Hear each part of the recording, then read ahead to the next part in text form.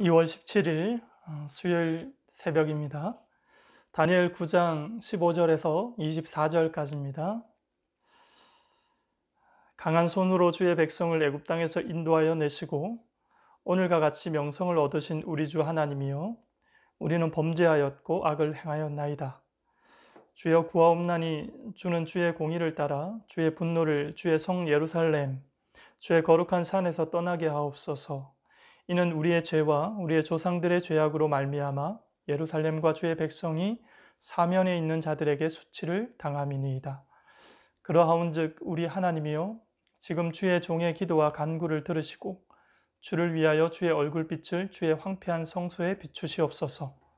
나의 하나님이여, 귀를 기울여 들으시며 눈을 떠서 우리의 황폐한 상황과 주의 이름으로 일컫는 성을 보옵소서. 우리가 주 앞에 간구하옵는 것은 우리의 공의를 의지하는 것이 아니요 주의 큰 긍휼을 의지하여 함이니이다. 주여 들으소서. 주여 용서하소서. 주여 귀를 기울이시고 행하소서. 지체하지 마옵소서. 나의 하나님이여, 주 자신을 위하여 하시옵소서. 이는 주의 성과 주의 백성이 주의 이름으로 일컫는 바 됨이니이다. 내가 이같이 말하여 기도하며 내 죄와 내 백성 이스라엘의 죄를 자복하고 내 하나님의 거룩한 산을 위하여 내 하나님 여호와 앞에 간구할 때, 곧 내가 기도할 때 이전에 환상 중에 본 그 사람 가브리엘이 빨리 날아 저녁 제사를 드릴 때 즈음에 내게 이르더니, 내게 가르치며 내게 말하여 이르되, 다니엘아, 내가 이제 네게 지혜와 총명을 주려고 왔느니라. 곧 네가 기도를 시작할 즈음에 명령이 내렸으므로 이제 네게 알리러 왔느니라. 너는 크게 은총을 입은 자라. 그런즉 너는 이 일을 생각하고 그 환상을 깨달을지니라. 네 백성과 내 거룩한 성을 위하여 이른 이래를 기한으로 정하였나니, 허물이 그치며 죄가 끝나며 죄악이 용서되며 영원한 의가 드러나며 환상과 예언이 응하며 또 지극히 거룩한 이가 기름 부음을 받으리라. 아멘. 다니엘 9장은 다니엘의 고백으로서의 기도와 기도 중에 다니엘은 또 70일에 대한 계시를 통해 장차 이스라엘 490년 역사, 그 역사의 운명을 천사 가브리엘을 통해서 전해 듣는 내용까지 9장에 담겨져 있습니다. 먼저 19절까지의 내용을 보면 순수 다니엘의 기도입니다. 바벨론이 멸망하면 하나님의 징계가 끝나고 이스라엘의 해방이 곧 올 줄 알았습니다. 그래서 바벨론 해방의 날만 이스라엘은 기다렸습니다. 그런데 바벨론이 메대 나라에 의해 점령은 되었지만 여전히 해방되지 못한 상태에 이스라엘이 있습니다.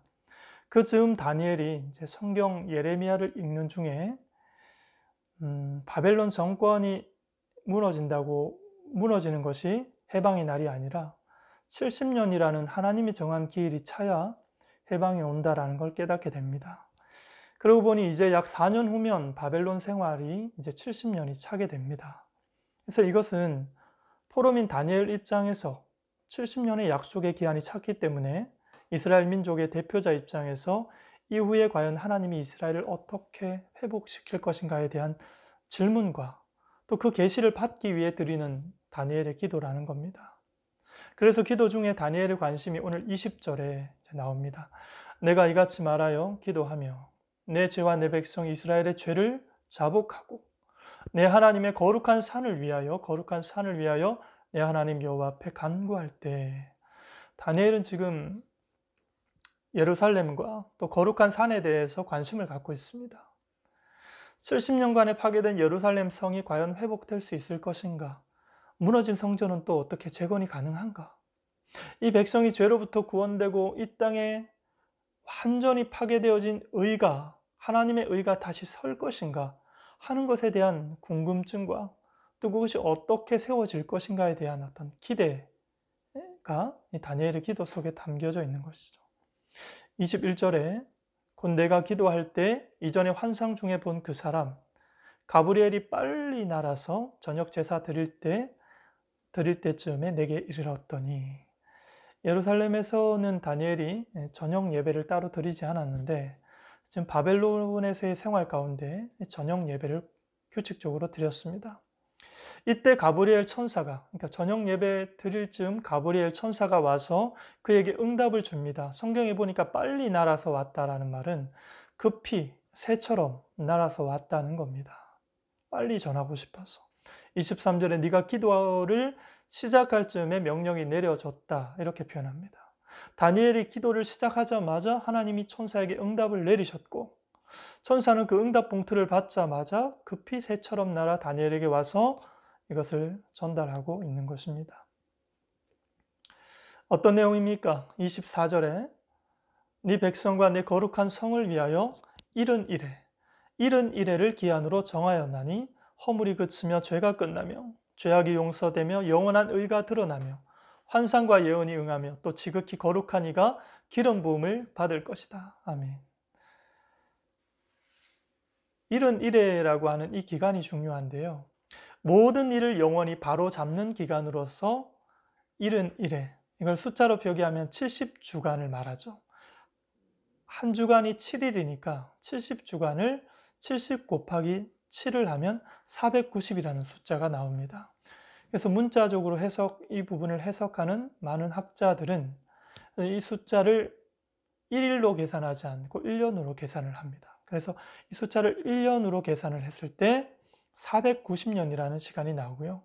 이 490년이라는 시간은 모든 일을 영원히 바로잡는 기간으로 해석이 됩니다. 그래서 7이라는 숫자가 이스라엘에게는 굉장히 강한 인상을 갖는데요. 이스라엘에게 왜 7이라는 숫자가 의미가 있는고? 7번째 날을 별도로 정해서 이스라엘은 안식일로 지켰습니다. 그리고 7년째 되는 해에는 경작하고 있는 땅까지도 쉬게 만들었죠. 안식년이라고 하죠.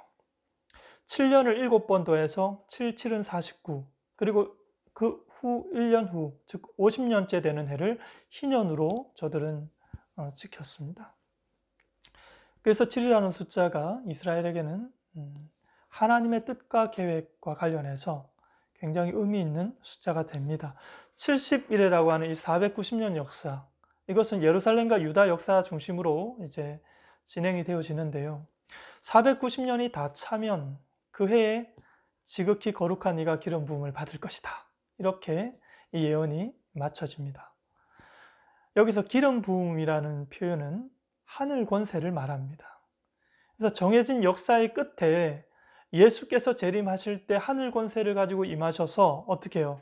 심판받을 자를 심판하고 구원할 자를 구원하시는 것으로 하나님의 모든 계획이 마무리되어질 것이다 라는 예언입니다.